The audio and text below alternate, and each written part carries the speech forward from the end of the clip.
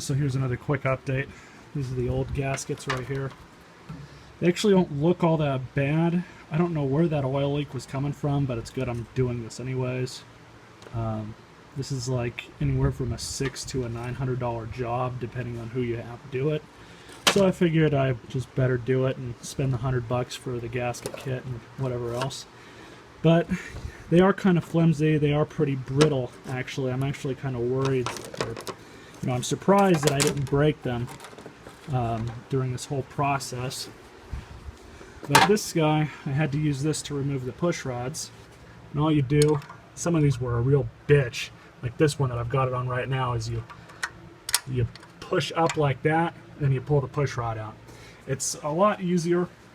Doesn't take up as much time as going through and loosening up all these bolts on the rocker arms and then pulling them out that way. This way is a lot easier. I've done it similar ways with these type of tools before, but this tool isn't really all that great. I got the job done with it. I think this was a Leslie or something like that, whatever company it was that made it.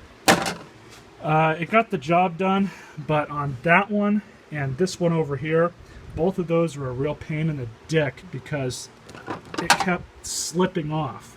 Like I'd have all this force on it, I'd almost be able to pull out the push rod or put it back in, and as I was doing that, it would just slip off like really quickly, and it was real frustrating. I almost threw this thing outside, but I didn't.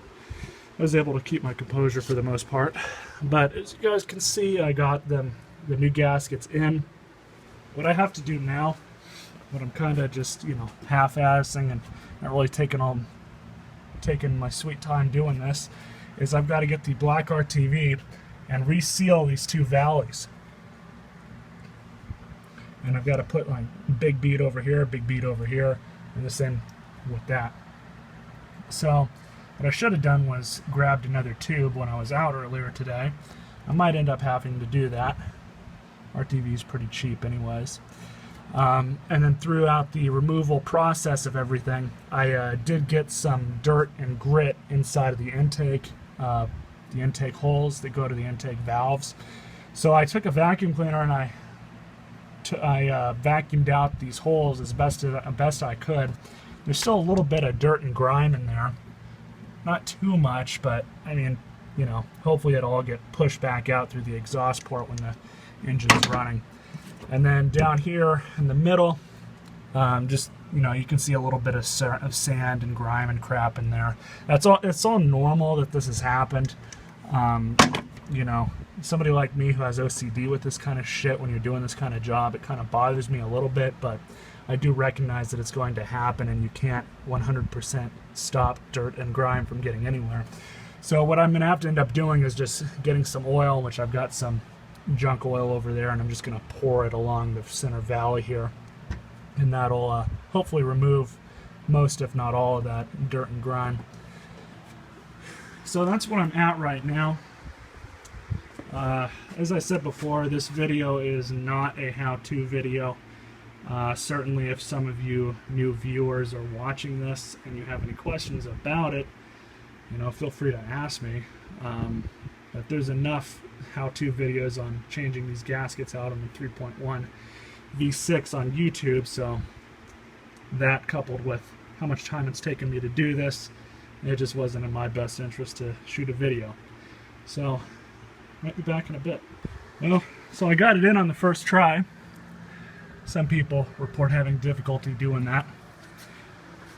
Got it in okay. Now I got the 4 inner manifold bolts that I've got to cinch down and then finish them off with the torque wrench here.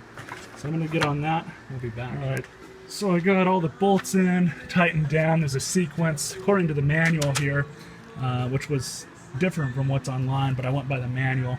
Second edition of the manual has to mean something, right? Anyway, so it's like 115 foot-pounds for all 4 of these. It didn't specify what these are supposed to go to, but I just assumed 115 as well. But it went 1, 2, 3, 4, 5, 6, 7, 8 is what happened. That one over there, I couldn't even get the torque wrench on, so I just kind of had to guesstimate it. So basically what I've got to do now is start hooking everything back up. I have, turn off the light flip. I have 2 new Felpro valve cover seals, valve cover gaskets. They're going to go on the old valve covers. Here's the old gasket. The gaskets aren't all that bad, and when I took all this stuff apart, I did confirm that there was no leaks coming out of these old valve gaskets. So I originally thought maybe my oil leak could have been coming from that and oil was dripping onto the exhaust manifold, but that wasn't the case. I think it was pretty much what I thought from the beginning, where the oil was kind of just dripping from one of those valleys on top of the block and on top of the transaxle. So I think that's where all that was coming from. I don't know for sure, but I hope that's the case. So, believe it or not, changing out all this stuff and just dealing with the block and doing that job, I think that was a lot easier than having to put all this back together. The main thing I'm worried about is all these little electrical connectors. I did go through and label a lot of them, but there are some that I didn't label or forgot to label, so it's going to be kind of fun putting them all back together. And so slowly but surely, everything's coming back together. I just put the alternator bracket and the pulley for the serpentine belt back on. Power steering pump's on, fuel rails on, MAP sensor, the MAP sensor, whatever it is, it's all connected. The vacuum line going to it, to the top of the, I forget what this thing's called, but anyways, it's connected now. All I really have left to do is reconnect the coil, which goes right here, and then hopefully figure out where the unlabeled ones go. I'm pretty sure I know where they all go. And then just starting on some of the other stuff. This guy actually goes up here. I forget how it mounts. I think it's, I don't know. Let me get to that when I do. But it's pretty much on the home stretch now. Everything's torqued to the proper values. This book that I bought off eBay came with 2 other books. They're sitting over on my workbench. It's been invaluable, especially for torque values, but it gives you pretty much a good breakdown of how everything comes off. Pretty much everything you can think of, even down to like replacing super easy stuff like the antenna, is in these books. So these things are like 100 times leaps and bounds better than fucking Chilton's and Haynes. And I like Chilton and Haynes manuals, but if you want a manual that includes literally everything you can think of, go with the manufacturer service manuals. They're a lot better investment if you're paying full price for anything. I think it was like $15–16, and that was free shipping for 3 books. So if you're buying a Chilton manual brand new, you're probably paying about that much, but you can get them cheaper anyways. But I digress. The biggest thing for me right now is I think the next thing I'm going to do is either mount the coil or mount the alternator. Not too sure yet. It's quitting time. This is pretty much the gist of everything I've got done today. It's my flashlight.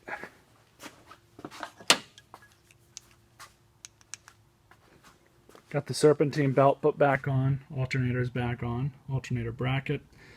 All the connections right here are connected. Got them all to the right ones. Let's see. Really help because a lot of those are color coded actually. So the ones that go into each themselves work like that. Got this return line that goes into the water pump back on. Got these spark plugs hooked back up. Got the coil back on, and those spark plug wires hooked into the coil from the rear. And then I got these vacuum lines hooked back up. They go from the PCV and the EGR and stuff like that. EGR is all hooked back up. Need to do the air intake ducting. I got to go pick up an air filter actually. And then got a few more things that I connected up down there.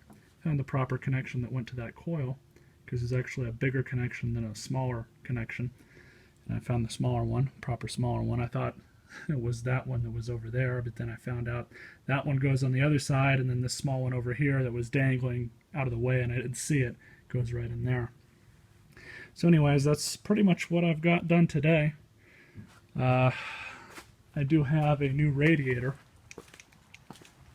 that I need to put in, and the reasoning for that is the old one's, well, it's just old. I had bought this new petcock for it, and this drain valve or drain plug here goes right in there. You can't really see it, but the part that holds this guy in, the top part of it, top part of the plastic of the radiator broke off. I was trying to pull the old one off, and just for whatever reason it would not come out, and I ended up breaking this part in half, and then I broke the other half off trying to get it out again. So basically I just spent $50 on a new radiator. Might as well. I mean, just about everything else in the cooling system for this car has been replaced anyways. Might as well replace the radiator. Only thing that sucks is I got to evacuate the air conditioning system. So I'm going to have to recharge the air conditioning. So that aside, hope you guys enjoyed this video. You all stay classy.